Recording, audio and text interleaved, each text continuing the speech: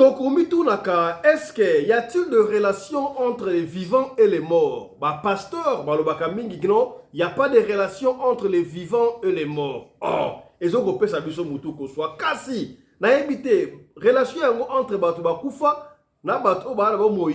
Ezali kaka batu mwindu to mindele. Soki na kei na ecclesia catholique et pas wapi soki sango azali ko sala misa. Dans le poteau, si l'abbé est en train de dire la messe, et comme à la place, invocation des saints. Oh, Santu Maria, Sambele la biso, ba invoca ba saint, ba saint wana, ezali ba saint, kaka ya mindele, to ndenge nini. Bon, ce qui n'y a pas de relation entre les morts et le vivant. Si ko ba invoca bango ndenge nini, na ebité. Est-ce que tangu ya bakoko na biso kala? Babana kobenga bakoko na biso te tozwa basolo ebele oyo soki papa akufi mama akufi bozoko nyokola ba orphelin soki bakei kolela ba kolela ko papa bango omonaka quelque chose esalamaka siko pona nini ba pasteur ba koloba ke y a pas de relation entre les vivants et les morts mais bankulu batu oya boania bakolo ba bino si il y a des relations entre les vivants et les morts et ba illustration ezali légion na ebitenga epesinga mutu ko so bino botuna kibiso ebele to bandaki yango mokolo ya samedi esila kite po ngonga ekokaki yango to yeko continuer yango mokolo ya lelo ya to zara ba inviter ebele bomoni wana batu ya mayele batu ya boania équipe choc oh to kutanaka chaque jour na baka yango chaque fois biso batu to yali awa ezali te ke to leki batu nyoso na mayele te ezali kaka grâce au nzamba pesi atie biso wana au travers ba idée ba makandi so nous pesaka biso ba ko réfléchir ba baka yango na lopoto le choc d'idées jaillit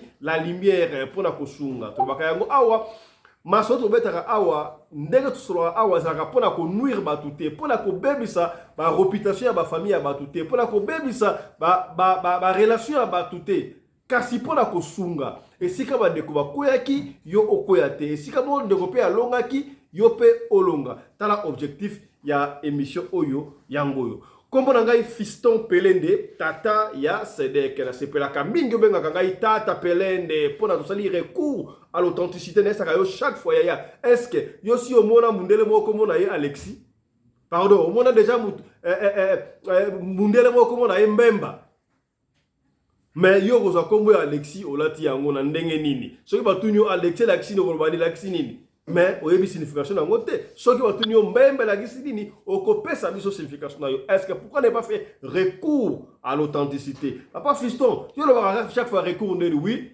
na ba retour te na ba recours soki na lobi retour c'est-à-dire que to kei na valeur ancestrale to union so tout we nango to lobi ka teka union so tout ya ancêtre ya ki malamu ya mabepe ezalaki yango ça ka recours basala toujours recours na eloko ya malamu to kei to sali recours to ya malamu to ye nango to tie awa na mesa pona esunga biso voilà c'est un peu ça alors na lombango na kokende boko ko présenter bino ba papa ya boania ba mama ya boania o bazali awa soki to beng to pesi mutu maloba to saluer na suka lango yo pesa numéro de téléphone pona bandeko ba bengaka bino moko na kena lombango to koyamba liboso mama ayena lisanga na biso kaka lelo aboye to pesi mbote pa ya mama kamita mbote na yo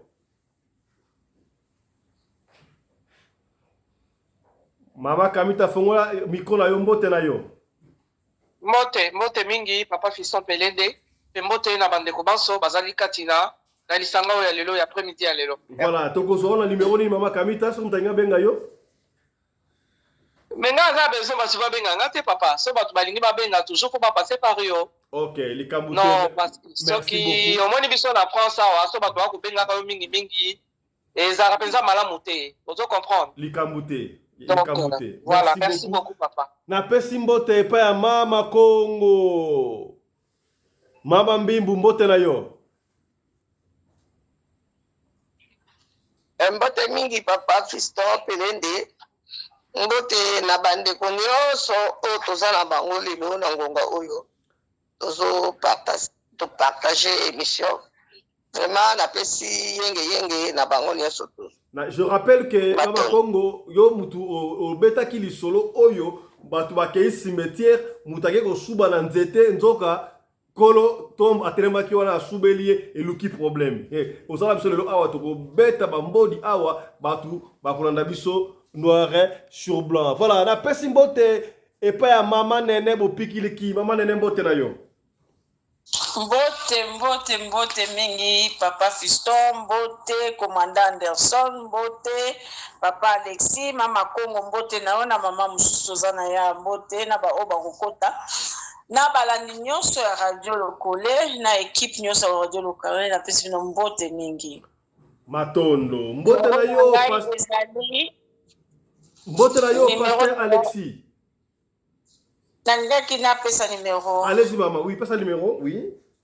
Numéro nangaki plus 27 78 179 76 08. Merci beaucoup. Merci beaucoup maman nene bopikiliki. Mbote na yo pasteur Alexis. Oui, mbote papa Pelindi. Mbote pe na bandeko nyonso tout toza na régie pe na bandeko baza kolanda biso. Ngai numéro ezali plus 49 178 241 66 64. Merci. Merci beaucoup. Mbote na yo commandant Congo Anderson de Djobour la voix digitale okimaki biso mokolo ya samedi. Mbote na yo. Mbote mwa mboka Fiston Pelende tata ya Sadek.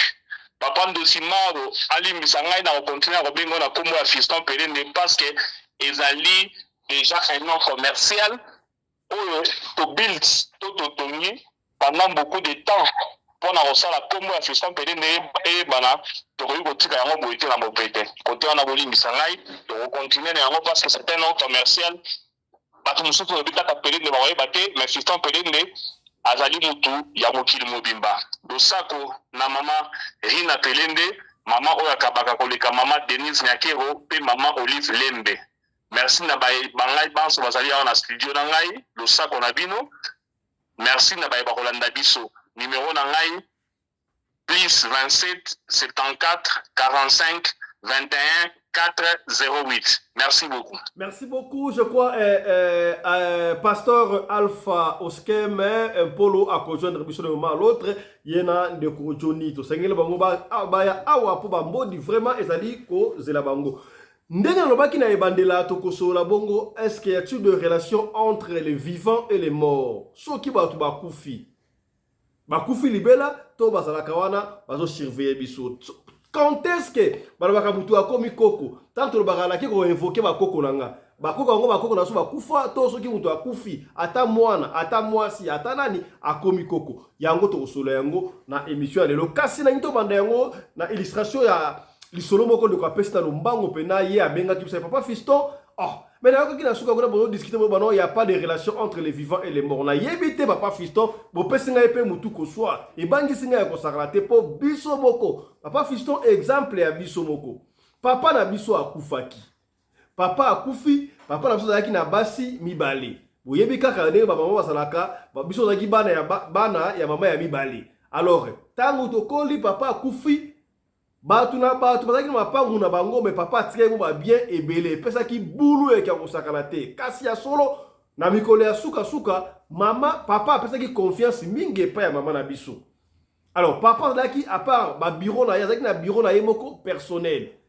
Il se fait que tango kaka neza la papa Fiston soki ba mo papa akufi avant batia ba loi oyo sika l'état ba lolanda ba succession oyo ezaleka so papa kufi ale ba bengana bino to bengani bana so ndaku ba ziblo ko so ndaku papa Fiston sala ki bulu e ka osakana te tangu papa kufi bandeko ya papa ba ye ba sala ko ba boto la bloko no surtout heureusement bana ya quartier tellement to ki bien na bango ba tse doki ba ta ki pression ya ko osakana te. Alors to sala ki na papa moko na quartier na biso wana azalaki avocat maître avocat bino boko sabloka bana obwende te bongo bozo yango te makambo wana l'état asi aboyi yango papa na bango a fait beaucoup souffert pona atonga oya tongi o bino boko sabloka to ndenge oyo kota makambo yo za nani tenga azali mbula matana ndenge ale papa wana elongo na famille bakendo kofunda epa ya mbula matani boyebi makambo wana za succession papa Fiston to banda ba procès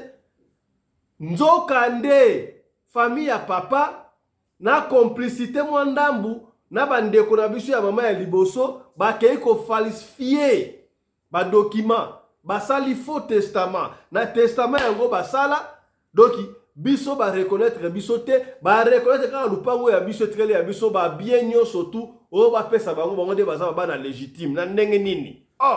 Papa Fiston etia baimba ya kosakana te. Détail moko Papa Fiston. Tangu papa akufaka na ndako na biso. Ayaka bon ndenge balobaka azalaki pe ba malaise azalaki pa mama liboso kuna mais soki pa yabeki akufa ye. Soki pa nini ba yabisi evanda pendant que papa ala malade na ndako mama liboso kuna. Bango ba yesaki biso kotote. Tout le monde a papa 2-3 jours à Zoyate. Nzoka soka yabeka okufa on ne sait pas. A force ka bino ngai fra yeta la ba na ngai kuna. Koya papa yaki allié moi mukie tanga leka raboy akota sokola akoya na salle de bain départ.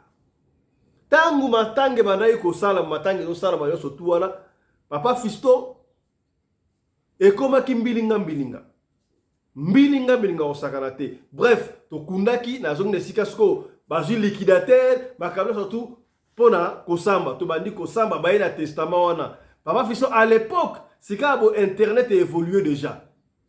Mais à l'époque ezalaki oyiba série oyo babandai kozwa photo ya Maréchal Mobutu ezo bimana mapata. E bimina mapata kuna ye sekazaka ba papa oya pe asore makufa ko ezali so ba sakombi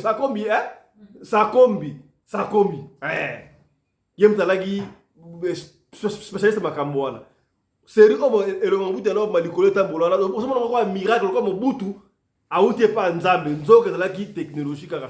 Papa Fiston ba falsifier makambo nyonso to ba imita papa makambo surtout mais to komaki na désespoir. Papa Fiston to bandi kolala kobanga wana papa azate bolala to basaba te bolala ka na salon. To zalaki 5 Papa Fiston biso bana ya papa to la liboye désespoir na butu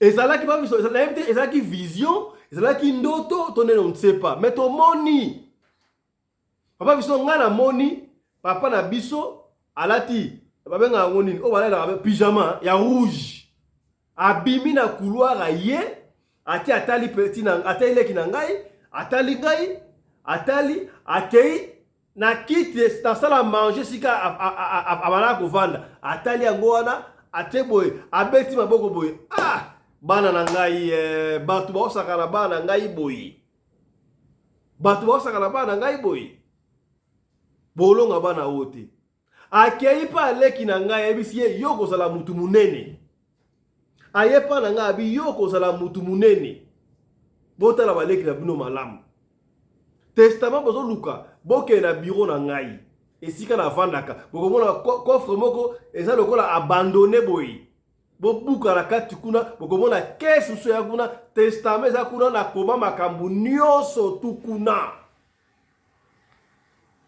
Papa Fiston nazoko mona boy vision wando te nazoko mona ngana lali na tongo to lamuki boye to bongami parce que tangu papa akufaki do kidaba maleki bamutu bane ko lado esa kata ba 6 mois famille fana aga na biswana na tongo pe to sokolo to kepe classe normale to ekozonga siko Papa Fiston ngata ngona kada classe na itu kwa midi na ekozonga boye na kuti bakoko na biso ba fandi ba oso la konso siko yo nzoka nde Papa Fiston oyo ngana banaye komona même chose wana baleki nyonso tu ya ngai bazoko mona même chose kaka biso bana papa wa makambo ya bete sama ya ngo surtout ngana yela kuti ngoma likita bazo c'est comme si tout le monde a confirmé balance la ka ngana ko confirmer to ngana ye bo fandi boyene o ya kana noa na longola kuti uniforme te Papa Fiston na fanda wana o yira butu olota nini na lota ni ndenge nini ote kelo bote tena lota kelo bote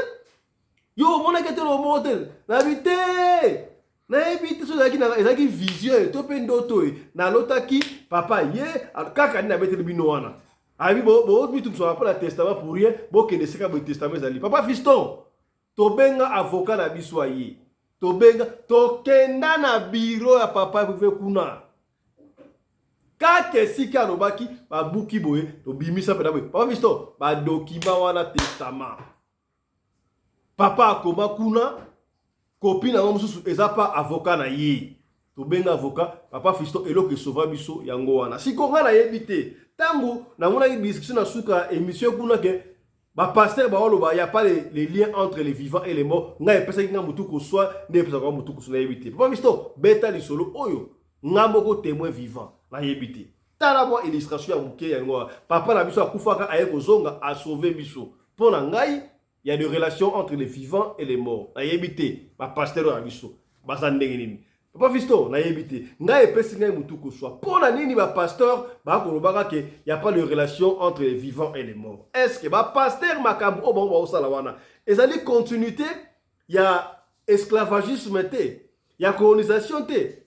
Parce que tango ba kolo ba yaka baboyisaka biso banzambe na biso nyonso tu baboyisaka biso baancetre na biso nyonso tu bazwa bikeko na biso balobaka bandoki bakenda nango na Belgique lelo soki na Belgique na musée ya televersion babenga musée ya televersion biloko bandenge wana okomona ba objet ya biso ba masque oyo ya biso baso batyango kuna me bakendaka ngo na boule nini est-ce que bakoko na biso basalaka mayele te makambo o Léopold alobaka bokende kolakisa Congolais, Africains en général, parce que les Congolais, Nzambe te pa yebi Nzambe koleka bino. Est-ce que bakoko na biso babandaka ko sambela te? Il n'y avait pas le temps oyo biso babandaka ko invoquer, ko tuna et pas sage et puis singa mutu ko soit. Tala moi illustration yango yo o to ko soit la base na biso pour na kokabola masolo yango. Na pesi liboso maloba et pas ya Mama Congo yebisa biso est-ce qu'il y a des relations entre les vivants et les morts? Soki mutu akufi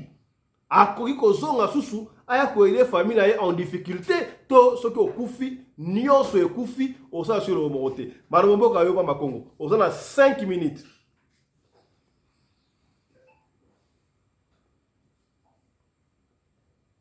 Mama Congo fungola micro. Yenge tout le monde. Mbote. Nalobi boye. Oui, papa Fiston. Il y a les vivants entre les vivants et les morts. Ezali. Bayaka. Bayaka vraiment kolobaka. Bayaka pe kosalaka. Bayaka vraiment kolakisaka. Neti ngai na kopesa na liboso exemple oyo ya ngai moko. Ngai hier na zaka kosala kala. Donc, je suis pas là parce que la moni maman moko azali aza maman à Paris. Ayebi ala tozo ka sala tozo ko dusola na ba pona ko soit train. Bien ba métro, ezaka na système moko lié, sikoyo système on ezaka sauté. Au moins la tonta ona to me mani biso nyonso tuna bakabaninga to ke au moins to dusoli na seto pati to leki to ke ko soit ba métro. Mosusu na lala papa na ngai ngala yebi papa na ngai ti papa na nga kufa na azaki na 2 ans. Papa na ngai na moni ye alobi na ngai zaki okwali to fani neti na wenze. Alobi na ngai alobi mwana ngai yo yebaka ke ngai ndinga yo bingi na bana nyonso na linga ko makasi oza mayele ngai papa na yebi alobi kosala susu makambo zosala ti na tuni papa nini yango alobi te futaka tike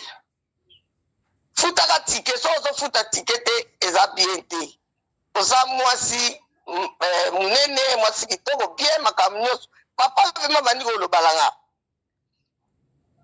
apres tosilisi namoni papa na nga abimisi na poche na ye abimisi carnet ya batike apesanga na ndoto apesi ngai nazwi carnet wana nabi papa merci na tongo nalamuki na tongo na sokoli nazokendi nakomi na gare de l'Est nalingi na gumba maboye mpona dusola tata moko ya mundele asimbinga na mukongo abetinga na mukongo mama yaka nazonga nsima alobi mama mpona nini osala makambo boye bien te abimisi carnet ya batike apesinga tata wana peka tata mundele le tata wana pesinga carnet batike na lobi na baluka na luka tata wana na omona su tata wana te mbala moko ndoto ya papa na butu ndenge na lotaki eyelinga na mutu kozonga na zongi na pokwa nango wana na zongi na ndako ya nanga mobali na bandi kobetele lisolo tala namoni papa boye aza boye ayebisinga ya solo vraiment omonaki papa olotaki papa ndengo detaye ndenge papa azali ozomona abi après de setala bapesinga apesinga batike lelo la toko namoni pe mutu ndenge moko aye apesinga batike les mêmes bacarnet banda wana na yebaka ke oui ba mort bakendeke te bayalaka eloko nini ba mort bakendeke mpo na libela eloko ya mabe ezalaka na biso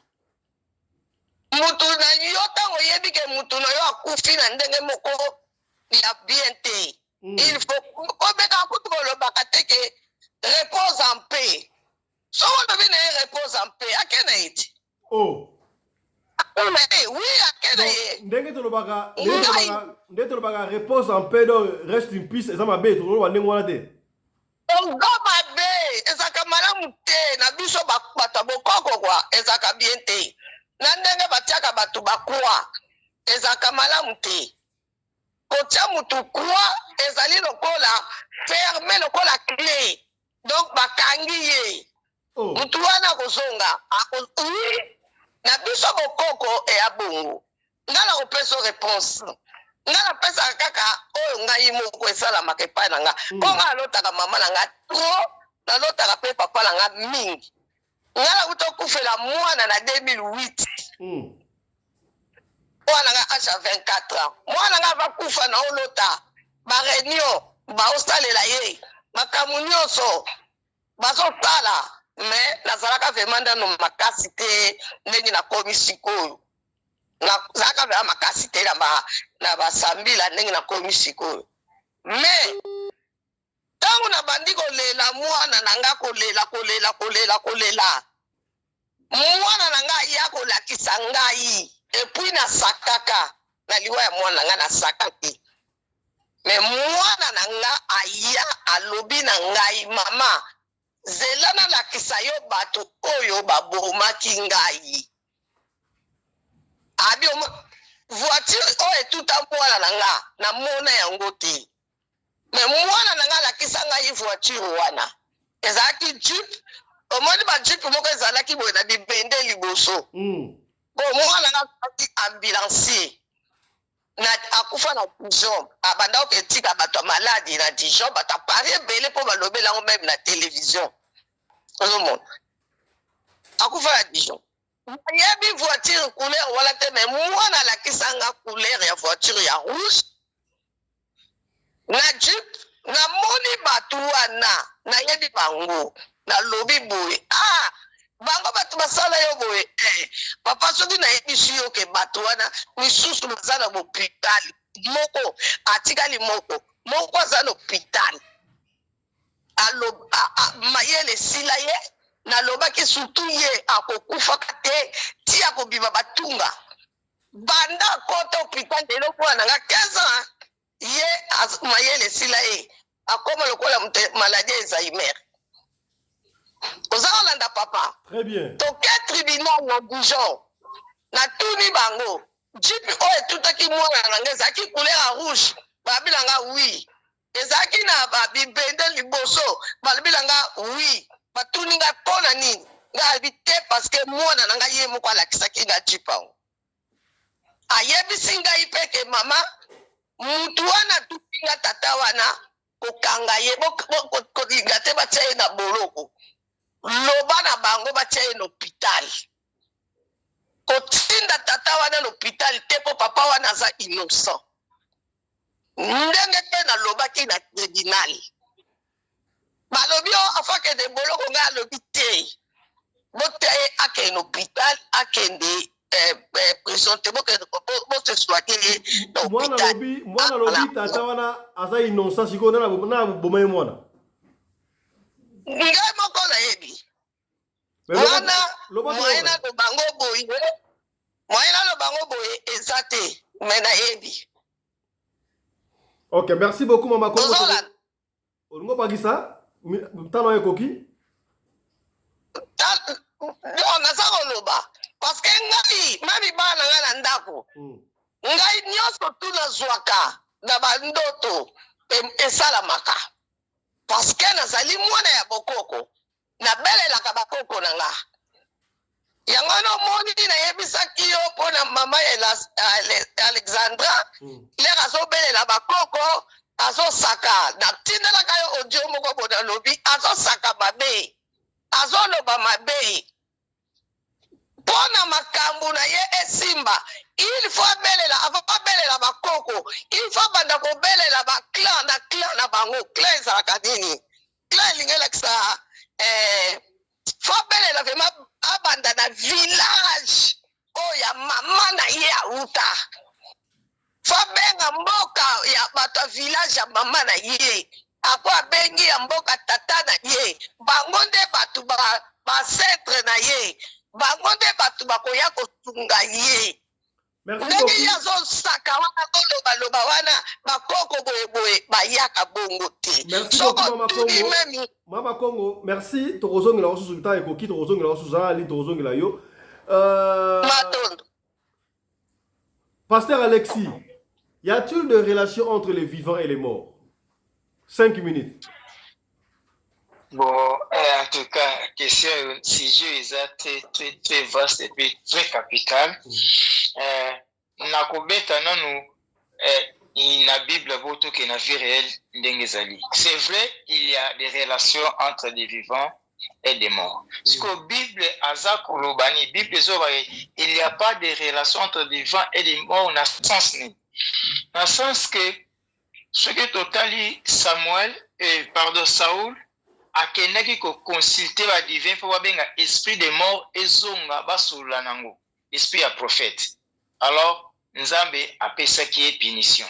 Mais tu komona na Jésus-Christ, Moïse qui était déjà mort, bon Élie a kufate, mais Jésus n'a pas invoqué à quelqu'un ko consulter, mais Moïse s'est présenté et puis ba disciple ba reconnaître ba mona Moïse était. Mais que wana ko na biso.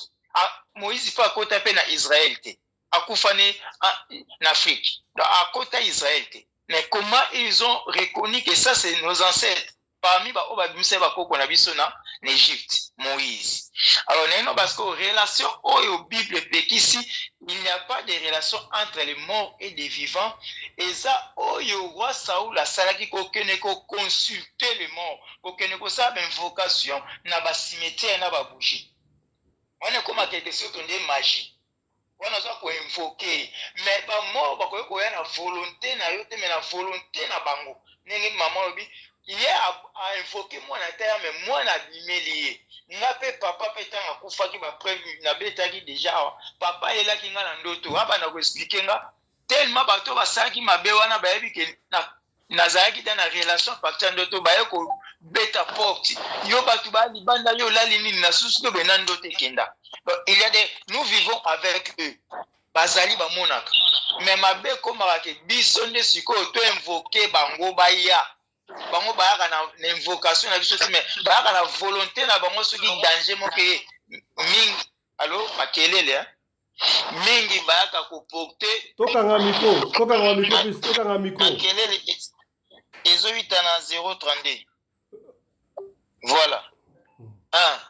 Donc tant déjà yo au commune à posa ou invoquer tu vas même même c'est en Israël pour invoquer l'esprit de mort mais l'esprit de mort ce qui se sentir danger besoin et à intervenir et yaka n'a pas si illusion à Jésus nanine ce qu'on la vie actuelle étant qu'africain il y a des relations pourquoi puisque tu comme on a même la fois passée dans une bête histoire à frère Mathieu. Quelqu'un qui a fait 3 ans kufa babosana mais ayeko bima avanda nukuta bima na bomoto boy atikala tilelo ninga atikala abandaki azalaki de ana biso na mukili aoteka na boutique mona bumba mais il a reconnaître batu mais ba connaître puisque a changé figure akwe mundele ninge mama lobi amona ki mundele apesi c'est son père il a changé seulement la peau et le visage. N'engue frère Mathieu pas bane ko varier banini wana. Donc moi je crois que il y a des relations mais ezate que na biso to comme son le roi to invoka kanzambe. To que na ko consultera bango na ba cimetière. Ndoto mutu mote a prévoir ndoto lona lotabo. E ko la relate lona solo le bien te comme papa nanga. Na butu po mona ye wana se présenter. Mais nga na invoquer été. Mais mo ga ina ndoto ye ko ebisa. Mais ça te ngala ke na cimetière place bakundai na ke ne ko invoquer wana Bible zo pekisa biso. Et tant que chrétien ya ngwana ndi ona ko ba Bible pekisa penza to kota to invoquer bango. Baya mais rien n'est possible que bango de place bazali baya na monde na biso pe bayaka.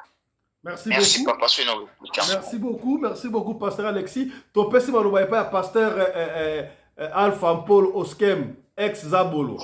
Est-ce qu'il y a toutes des relations entre les vivants et les morts? Il n'y a aucune relation. Oh.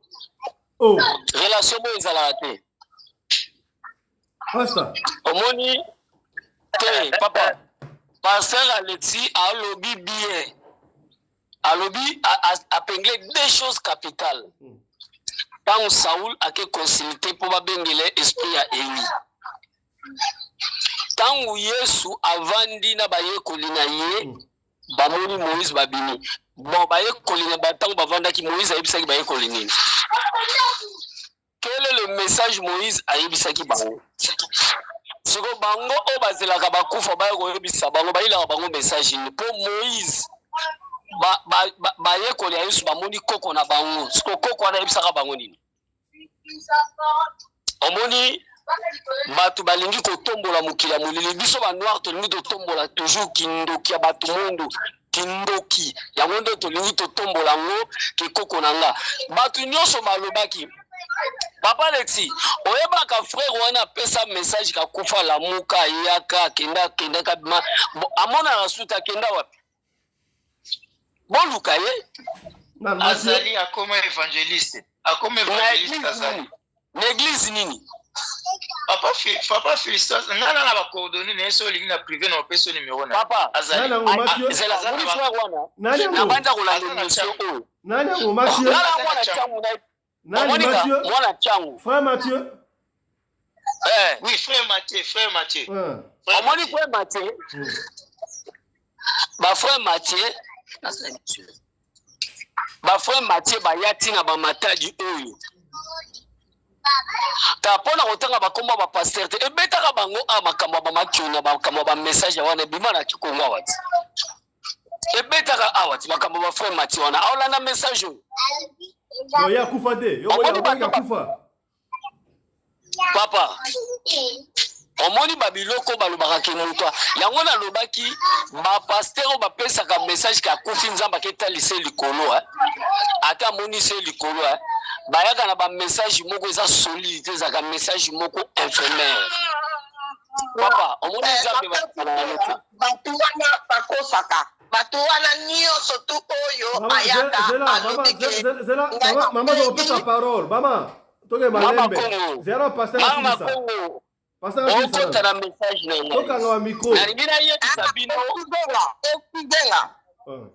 tebo toza na kati ya mission malheureusement bolimisaka na tika na 4% tolali na courant te eloko nangi naloba boye papa ntango moto akufaka nalobelaki yo lobi premièrement baoreille na ye basystème nerveuse nyonso ekufaka eloko ya liboso ekufaka omeni meme maloba tovandaka na bibembe toloba papa okei ye milanda moto omoni bato bayaka na bibembe wana bango nde bazalaka baporter ya bamessage ya makambo mpo balata moto wana babima na butu monaki moto wana atamboli biso nga quand je suis magicien tozosala biloko wana tozosambisa bibembe bamort en plein ebembe toye mpe tosambisa ebembe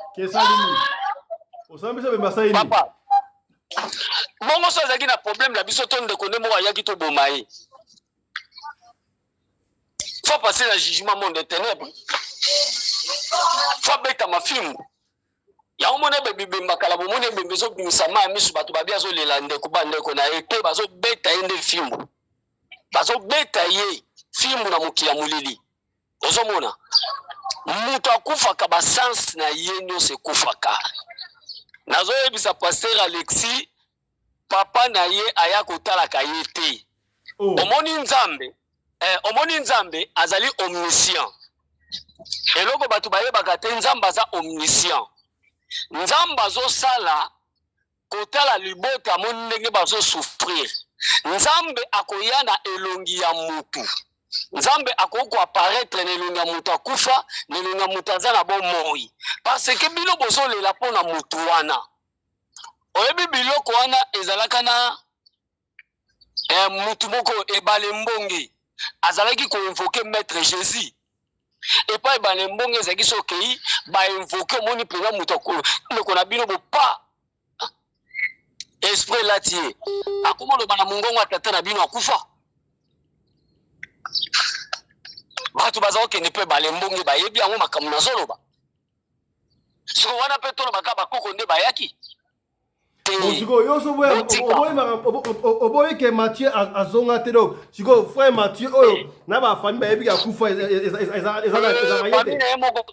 famille na yemo ka leka na TV ta pesa témoignage wana. Ata bokote. Baleka awa. Papa. Omoni mukili oyo sebe bala makambo lokuta.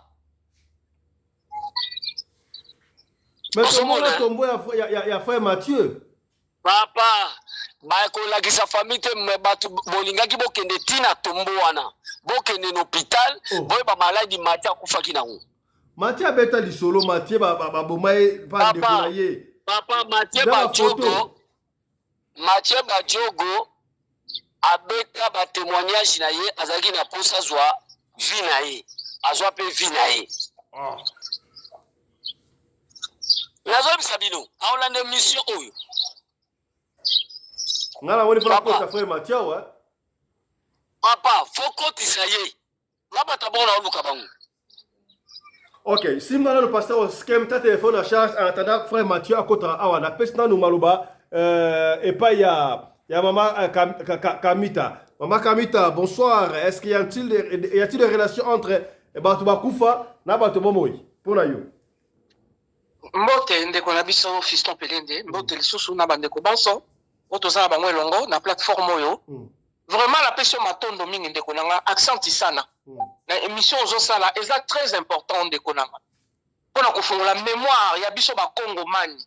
Pamba te biso ba Congolais, to ba biso en Afrique mobimba, même dans le monde entier, toza complètement perdu.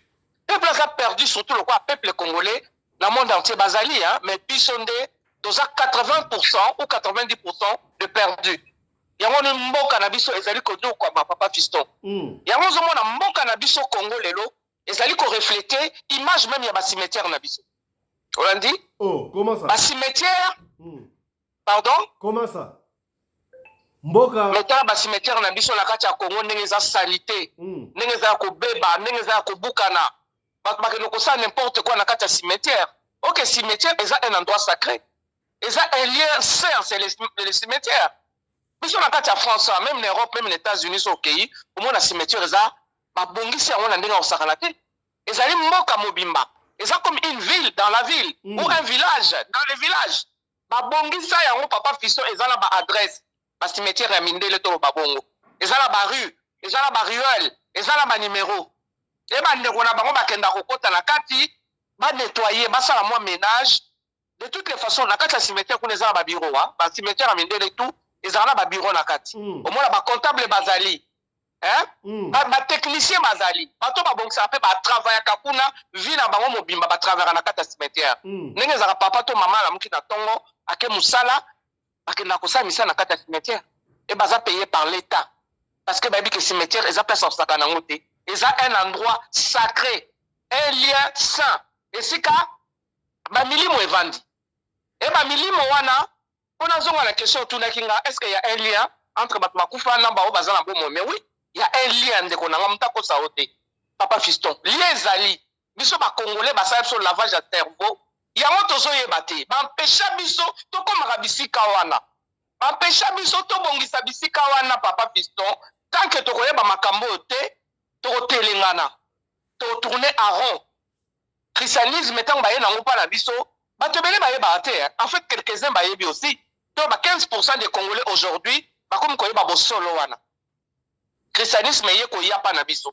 Et na 15e siècle. Na pesa bino date 1482.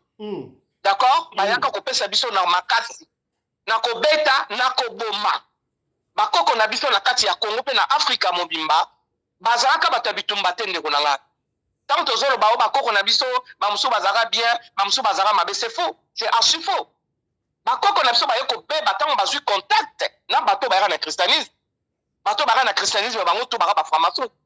Oh. Papa Fiston Peleni. Oh. Bazara ba franc-maçon, bazara ba agence secret. Balati soutane nde balba pesi apparence ya piété. Mais quand il a bango c'était des loups ravisseurs. Bango tout mutako saoté. Oh. D'accord? Ayaka na groupe ya muto bazobenga Diego Kao. Comme Diego Kao, comme on est vrai, c'est Jean-Jacques Charles. So Diego Kao, il a Dieu ya bamboa. Dieu ya ba chien. Mais batinda ki bango na papoté, c'est la papauté qui avait mandaté tous ces gens-là. Na pesio data. D'abord bayaka na 1475. Baïsou na 1482. Baïsou na 1491. Le 3 mai 1490, je peux savoir ma date. Et ça, ma date historique. Le 3 mai 1491, on a coupé ça. Le Mali Congo, en fait, comme roi. D'accord? À la personne de Nzingankouf, on a 217e Mali Congo, il y a 4 royaumes Congo. C'est baptême, c'est très important. Le 3 mai 1491. Dans Mali Congo, Ayambi Batissimo Wana, et ça a chute na biso papa. Na pesi bino date 1491. Et banda to koyati lelo to na 2024 to télématé. Ozomona, na ko senga na yo papa Fiston, ozongisa ka pe mingi discours ya roi Léopold II. Wana na baneni 1875, c'est-à-dire 1875. Pourtant ba sous colonie. Période na ebsibino ya Mali Congo ya 1491. On est à période d'esclavage. C'est-à-dire, tant que on a bandimi makambwana, et ça peut na pétété. Batola ba na barbarie moko tu ne pouvais pas savoir. Batola bi ton di makambo to na choité on a survie na biso. Ba o baboyaka bamso ba keneki na mai, bamso ba kota zamba, bo batikalaka, bango wana bandimaka eloko tozobenga nini christianisme. Biso na bino papa Fiston, toza ba survivant. Ya Holocauste. Oui, les kaka na ba 1491 wana. Ya mona ba koko na so na période wana ba s'organiser. Lokola ba keneki na ba koko na so belé na bombo. Et belé na bombo na Panama, na Haïti, na Saint-Domingue, na États-Unis d'Amérique. Ba kita ba on état mo ba benga état de Delaware. Ba memi ba on na Haïti. Ba memi bango partout ndeko na ngai. Eza histoire eza mone nazo kata muke parce que temps eza muke minute pesa mingi te. Omoni tant ba obatika sur place, bazu mibali belé bakendaka. Ba ngambe mibali. Moi muke obatika la babi comment on va s'organiser autrement? Omoni ko komoko akomo bala tam so pasi 3, basi 4, yango ngana yo tozali to komi lelo. So pe ba s'organiser ka ndenge wana te, mais lelo peut-être Africa est comme habité par ba poso pembe.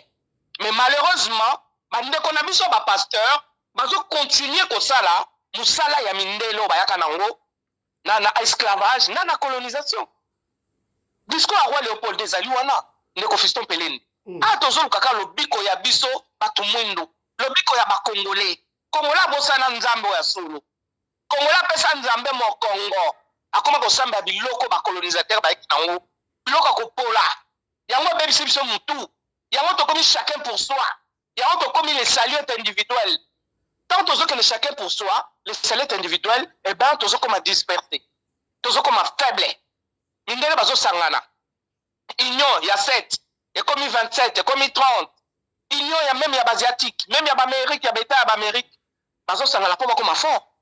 Pour passer à la poids, na contrepoids. Mais bis tous comme à de plus en plus faible. Vous voulez dire que donc ce sont des blancs blondés voiler sur la face en disant que on ne peut pas invoquer nos ancêtres, en disant qu'il n'y a pas de relation entre les vivants, ceux qui ont Koufi à sous-souté et si secret caché voilà.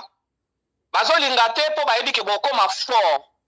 pour vous respecter mémoire parce que avant là na yo ndeko Fiston Pelende na bande ko tunde ba na groupe tozala ba ancêtre bazalaki ba ancêtre ba koko tozo be ba pour congolais sur le koko amona ngo kindoki sur le ancêtre asepeli ma ancêtre to ba koko bazali bato ba précédent ka yo nanga bato bazalaka avant nga na yo tozala soki bango bazalaki te mbe ba parents na biso bazalaki te mbe yo nanga pe lelo tozali te mais comment toko négliger bango ndeko na ngai. Comment tu peux bosser na bango en sachant que ndé to vandi a toza na patrimoine génétique na bango na bandoto na biso toza na makila na bango aboti ba parents na biso ba parents ba eko bota biso. Vous voulez dire que pardon? Vous voulez dire que donc colonisation est sila d'une manière péjorative mais silaté, c'est-à-dire que ba remplaçant ba pasteur ba colonisation. Mais ma passion, c'est la poursuite à colonisation. Il y a un monde à banque à Esther, oh Matthieu, Marc, Luc, Jean, 1 Corinthien, 2 Timothée. Mais Timothée, Timothée, c'est qui? Biso awa tuna mama Kongo ndenga zawana. Soko que par exemple dans le bureau à l'État, batuni comment vous appelez? Obi Mathieu. Mais Mathieu qui? Ça n'a pas de sens. Vous n'avez pas une autre famille? Ozo là là, ba Mathieu, ba Marc, ba Luc, ba Jean, ba Pierre, ba Jacques, et ça ba non commun. Et ça, non propreté. Donc vous voulez qu'on arrête de prier? Non, mais loin de là, il faut qu'on prie. Pour qu'on prie. Nzamba azali. Nzamba mokeli mozalisi. Azali oyakela biso, oyakela likolo na se, oyakeli mokeli mobimba. D'accord? Mais Nzamba wana comme Jésus-Christ de Nazareth. Je suis désolé, ndeko na ngai. Neni Nzamba keli batu na Afrique, na région des Grands Lacs. Et c'est comme mokili banda. Même temps tu as na classe, total l'Afrique est le berceau de l'humanité. Mais bah, pasteur, il faut beaucoup en profondeur. Quand on parle l'Afrique est le berceau de l'humanité, mais ça veut dire quoi? Mais nous, nous avons l'Afrique centrale, la région des Grands Lacs. Est-ce que nous avons comme Jésus-Christ de Nazareth? Est-ce que Jésus-Christ de Nazareth est un combo d'origine africaine? Papa, c'est une histoire. Je n'ai pas pour vous dénigrer. C'est comme si vous voulez dire que Jésus n'a pas existé. Et cette question, frère papa Pelende, Yozawana, Ozali, Oza journaliste, Nekonanga, Ozo peut s'absorber information belé, toujours Nandangai, et nous Oza Kosepela Mingi, en fait, na émission, Ozo Laxabatomingi, Ozo Bega Bomba révélant. Mais ça, c'est une réalité. Bato Bakenda, Bazongi, Bamso Bazala Kate Bapami na Bango, na moment Ozoloba. Même la France, même les États-Unis, partout dans le monde entier. Toloba, n'a pas ça pour Congolais sur le Congo, à un moment diabolique. Toloba Mindele, les États-Unis. Bane belé bakufa mutu sur la 1944, d'accord, tant que la seconde guerre mondiale azaka pilote avion akufa kuna na Angleterre mais aye ko bota mawa puis les États-Unis moi na muke à 9 ans azolo ba papa na ye oza papa na ngate maman na oza tu n'es pas ma mère mais ça veut dire quoi tout ça moi na comment expliquer bango apesi na kombo na ye abi nazalaka pilote si avion. Moi, je peux faire exemple parce que si on peut faire exemple dans le Congo, va passer par des abondoki. Les abondoki satan. Donc, on a dit le satanisme, patati patata. C'est ça le problème. Vous comprenez? Moi, on a dit le Azali, après ça, comme on a eu, les États-Unis, ma parent a eu wana. Bakenda ti na pays d'Angleterre. Bakota la place wana. Bak aka on la même place ndako ya vandaki. Babi oui, c'est vrai, on se souvient. Arrière, il y a moi na wana bazakuna. C'est pour vous dire que Moutou a koufara na nzoto mais molimo Moutou e koufara te. Mais non on va passer besoin ba ke Moutou azana corps, azana âme, azana esprit. Et nous que koufara les accords Samuel. D'accord? Mais bah toi là baza de l'autre côté papa fiston. Bazo mona biso mais biso to mona ka bango te. Yango ande maman la biso alobaki maman Congo, papa na ye sous forme ya mondele. Pour ceux qui papa ayaki fara boye na ndenge na ye maman ta musali ngako banga. Ani ngako banga. Papa conception déjà ko banga.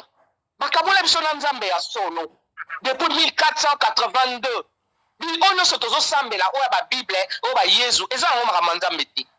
OK. Na ba bino vérité. Merci beaucoup papa. Merci Tankoki, on va revenir. Merci. Topesi maloba pa ya commandant Congo de Jobu. Commandant, est-ce que makam ola so bande ko balobi awa balayango résumé lecture na yo sur makambo wana, est-ce que crois-tu que il y a des relations entre les vivants et les morts et puis sur makambo bagsi malombo ka commandant Delson. Voilà, merci beaucoup. Moi mboka Fiston Pelende de Tata ya Sadek na CP parce que au sein de la sélection ba tu abonya pe ya maele. Na ko remercier ba ko débatteur na ngao balobi liboso na ngai mais bambodi ewe kozanga te ya liboso nanu omoni makambo oyo ya relation entre les morts et les vivants. Moi je confirme, oui, il y a des relations entre les morts et les vivants. Nazopesa exemple ya famille na ngai. Avant la côté l'exemple la famille na nga na banda na makambo ba catholique. Masango oyo boyela biso masango ba biso église catholique oyo. O ba biso nzambe. Na bato o baza ba vrai catholique affermi, ba komi rappeler que non pendant période ya messe de rameaux, eza na messe mort de ça la wana messe des morts. Ba fukami sango asali bango croix na cendre ya noir na elongi eza la messe des morts. Wana baza ko évoquer ba mort oyo ba bengi ba Matthieu, ba bengi bango ba Jacques, ba Jacob, mais ce sont des morts. Mindele. On a dit ouais bango. Mindele. Bazo pesa bango valeur, baza ko évoquer bango na messe. Bango baza mindele. Un grand point d'interrogation.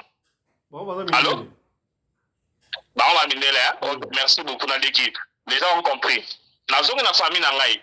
J'ai un oncle qui est un prêtre catholique na Italie. Vers les années 90, aya na Congo, a titi voilà na Mbujimai. Aya pa na biso na palais.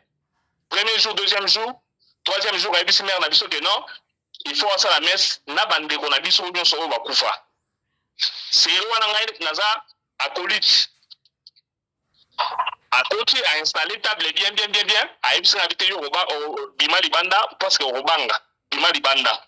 Na bimi libanda a célébré messe pendant 1h ou 1h30. Quand il est sorti, a dit maman n'a pas boui. A évoqué, maintenant sa famille n'a pas pu répondre, sauf mon va répondre. Pour lui, c'est qu'il a pu faire ma paix, ou il s'agit de ma boue à battre. Ça va quelque part et rejoindre ma tambour, maman Congo le bien. N'a été sauvé là, bien. Dans la même maman Congo, alors. Donc, oncle Nabiso a évoqué, la famille Nabiso va répondre présent, sauf une personne qui n'avait pas répondu. Pour lui, la personne a été morte d'une façon bizarre. Donc, dans ma bouche à Batou, n'a pas fait. N'a qu'une parenthèse. N'a une parenthèse, mon grand-père à moi, n'a qu'une chasse à Ngiringiri à Ebani, bon, n'a vu ma canza.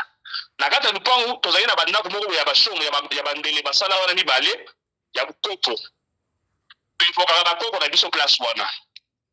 Alors, je vous donne la respect na veille na ngo, par basoso, tu as à cérémonie.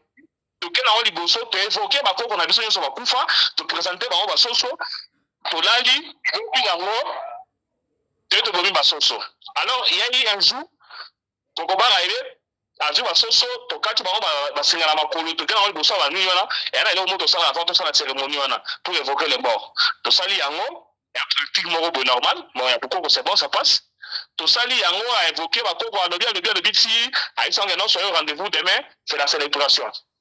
Quand on a ici, pour réaliser que tout kataki, sinon, il y a un colobasoso, na mbeli ou bien na saison, je ne me rappelle plus. À il faut que la basoso, ma colobasoso, ma okima. Totali, anga muzalagwana liputa muzalagwana ayebisa na yaka na liputa na liputa to kati yango to kanga basoso basingana makolo tant to silisi ezalaki si soso directement maboko kokobaka batoleka donc tremblement ya jeté kenini to senti bena maboko za ko lenga ya jeté problème ni kokobaka grand prêtre na bula isika bien fongola basoso na makolo basingana makolo tout on a joué avec moi aussi il y a un salut négatif donc parce que déjà tu présentes qui pas ba coco tu joues on te fait bon singa et où tu as les poutres moi aussi et puis c'est retour donc c'est des petits contacts ça que non bon c'est la retour à tête sur place wana ngai mo makambo na zo beta za famille na ngai c'est la vérité donc on doit comprendre que ba coco bazali bi basalaki batu oyo ba mindele ba elebiso ba mindele oyo on est bien distraire biso na boko na biso contact na bako na biso kufa et d'ailleurs même dans ma famille eza na oncle na biso tanga comme pasteur a tellement makamwa ti a convaincre ko ba batika makamwa boko et la famille est perdue comme ça pourquoi parce qu'il y a ça andimi makamwa nzambe allez avec biso makamwa boko na famille est-ce que vous croyez que le pays n'avance pas Mboka en fait Afrique généralement et particulièrement le Congo n'avance pas parce que tous reconnaissent la valeur ancestralité. Quelque part, c'est vrai. Mais le problème est que, on défendre à haute voix. Bakoko, bayebaka te kolakisa biso ndenge nini faut tozonga en contact na bakoko wana. Rappelez-vous ici que tout nani tata ndosimao que nini faut tosala po tozonga en contact na bakoko na biso aramnanga na kende na matadi na école moko so na matadi si c'était quelque chose de ça. Donc mon classe do biso moko do maso bukoko on doit défendre yango wana. Yé on doit défendre bakoko nzambi ya bakoko mais aza koyeba susu te nini oza koleka wana. Mwana mboka Fiston Pelende na balandi bazola na ngai ya bien. Na Congo tozala na Simon Kimbangu. Nga na kenda na Angola, ya na mboka moko boye, ya na mutu na bango pe. Père spirituel na bango Simon Ontoko. Na mboka Simon Ontoko ti lelo. Batekaka biloko kuna te, biloko nyonso ezalaka ofele. Mais bakutana na makambo mabe, tous les passagers congolais bakendaka so bokongola bapesi bino ndako, bovandi na basi bazwi bachaka bana bato bazeli bashimaka. Donc on a kena histoire na Simon Kimbangu, bango kuna baza na Simon Ontoko. Donc baza na même histoire na Simon Kimbangu. Mais tu n'évites bango parce que nini tu adopta culture wa bamindele. Omoni makambo oyo pasteur Alpha Lobiawa. Oh non, bote foke ba mort de na bo. Mais tango ba Moïse apparaît qui c'était bien. Soko landi bien. Omoni ba juif yosto na bango awa. Soko sali arbre géologique na bango. On peut remonter aussi, on va retrouver Jacob, on va retrouver Isaac, on va retrouver Soki Philippe, Soki Nan. Donc ba toi na ba sa koko na bango. Même bakoko na bangwana o to sami la réunion église catholique qui na biso na babinzami zambi o ezaka de Moïse de Jacob mais c'est biso beto na bakoko na biso to sami la bango te une erreur grave to tanga bango te na ba prière na biso to pesa bango mukongo nazaka ndena tant te punza na lukana kutana na batu oyo ba défendaka culture na biso nzambe na biso wana pour tout le côté développer le wana qu'est-ce que nous pouvons faire pour nous rendre en contact direct na nzambe na biso wana mais parce que tienne peut-être un jour pour la chance wana nazonga na likambo wa pasteur Alpha le baki que non Mathieu a frappé oui ngana wa kiza frappé pourquoi ça frappé na c'est dans la maison de décès on t'a basidi to teka cede ya Mathieu wana ba témoignage na beaucoup de temps mais jour moka bala na on a parlé par grand prêtre mère na vanda bona ba Mathieu to baki que non ba mintu kanyo sa lixo na tambo sa wana monde na magie ba peintre ba nini bon quand tu te réfères na époque Mathieu akufaka sala so 3 ans na peintre za laité so peintre ya tambo sa yango peintre ngene on voit que pour ko pesa valeur na ba témoignage na bango na bazako bakisa ba biloko moko ya lukuta na kozonga susu lelo mususu na même témoignage wana tu nani moi c'est papa wemba oyo nani Shaki Sharufa tanga bongwani abandi bosala ba témoignage na ye wana ba témoignage na 17 ya ete kama na hotel makama malonga azalo bana kapsona zalaki te mais lelo oyo la neuf version mususu ye pona kopesa valeur na témoignage wana abandi bakisa makambo lokuta siko oyo bisange batana babongwani babata nzambe non ce sont des menteurs donc pas ça Alpha olaki Mathieu pas ça menteur c'est vrai donc ato koti Mathieu awa na kobeta mbodi pour oyebisanga te sérieux akufaka na buka wana betle ezalaka te soki bentez azalaki peut-être na poto mais na Afrique bentez ezalaki te donc frère Mathieu alobi ye akumba ba amer ba amakuna na deuxième monde alobaki biloko nyonso tout avant biloko nyonso tout avant ebima na monde ya biso ebandaka na deuxième monde après e na monde ndenge alobaka wala ba biloko pamba wana na sapo référence ya toujours na mokili référence ya toujours makambo za na mokili yango bamema kuna bazala lelo wa inventaka te eza makambo lukuta baba tamakio na batu ya lukuta omoni na santé allez-y omoni ko bonga biso ba noir eza nini nous sommes complexés devant batu oyo bayela biso histoire ko bamindele or so landi bien ndela vango aya na Afrique akutaka déjà africain asala biloko ebele pyramide ndo sala yango na bafrika bazala bamindele bazala te bamindele baya bakuta biso to pelisa moto na mabanga bamindele baya epa na biso bakuta biso ko na biso na boatu bango baya kuyana bato na bango mais bakuta biso déjà na pirogue bakokoba na biso bazala d'ailleurs sala na pirogue ma pêche on s'en va on va biso bando bona ba filer ezaki donc l'homme noir est intelligent ba yeba endormir biso na masolo oyo ozomona mutu moko boye ayeba zo benga prêtre sango a respecter ba mikolo te na ba papa na biso baza ko yepa na yebo fuka makopesa mbote ya respect bango il faut pesa mbote ya pesa batu mbote te e oza na so mukolo na ye oza na so mama na ye na acha mama na bia acha papa na ye ya kopesa mbote te yo nde fo banda kopesa mbote. Donc ces gens se sont joués de nous entre temps. Ils sont des dans la histoire na biso les deux peut vivre sans pour autant tout comme on a biloko je ne sais pas nous sommes devenus des mendiants comme ça. Pourquoi? Parce que nous avons rejeté notre culture par adopter quelque chose à Mundele. Or l'homme blanc tant avec ces gens c'était intelligent. Alors pour les étouffer il faut les neutraliser bango na écraser bango ne au mona ba ya ba rizwana na lingana kuta na un jour na mutu oyo ayebi vraie histoire ya Nzinga Nkuvu abetela nga pour comprendre na na bozindo mais na sana oza chance wana te. Donc quelque part biso ba noirs nous sommes des naïfs biso ba noirs nous sommes des poltrons biso ba noirs to saliba accepter les termes je peux même dire idiot et négliger oya biso tu veux adopter le mot koye. Merci beaucoup, commandant Anderson Tokoso. On se retrouve au deuxième tour. Topesi maloba epai ya frère Johnny, ndeko Johnny, pasteur Johnny. Frère Johnny, est-ce que Toyoki ndege pasteur Alpha Lobi, il n'y a pas de relation entre les vivants et les morts. Ce qui m'a koufi a illustré ndege ba wota kala nous abolo la mondwana babana ko sambisa bibembe. Patati patata, il n'y a pas de relation. So muta kufi et siliga wana. Papa na kufa et sila. Siko na yebite yo poza moko ya mutu na nzambe. Tu es d'accord avec pasteur Alpha ou bien okolobani? Et puis oki ba de babia, c'est résumé na yo. Lecture na yo na oba bande ko lobi awa. Est-ce que nous devons abandonner ko sambela nzambe ya mindele wana, to sambela nzambe bakoko na biso to nani? Malobo kayo frère Johnny. Bon, na pesi bande kolanga nyo to tebele malgré la côte na moi retard. Olimbisa ngai naza na fond na malunga te donc ngene na expliquer ki bino. Mais intervention na ngezi ali boye. Na landi moi muke na landi kaka leur commandant azoloba. Mutali busole na landi muke pe kati donc ya mibali na landi mingi za kaka commandant. Contribution na ngezi abo. Bato mukili balobi tout chemin mène à Rome, hein. Donc, biso, tozala na ba contradictoire te. Chacun, moni a on mboko ya South Africa balobaka nini, pour respecter la religion nyonso. Mutu azala libre na façon o ya moni na modèle o ya mona ko sambelo za musulman sambela na islam, ozali hindu babushaka mutu te. Soko ozali chrétien tikalaka na chrétien. Donc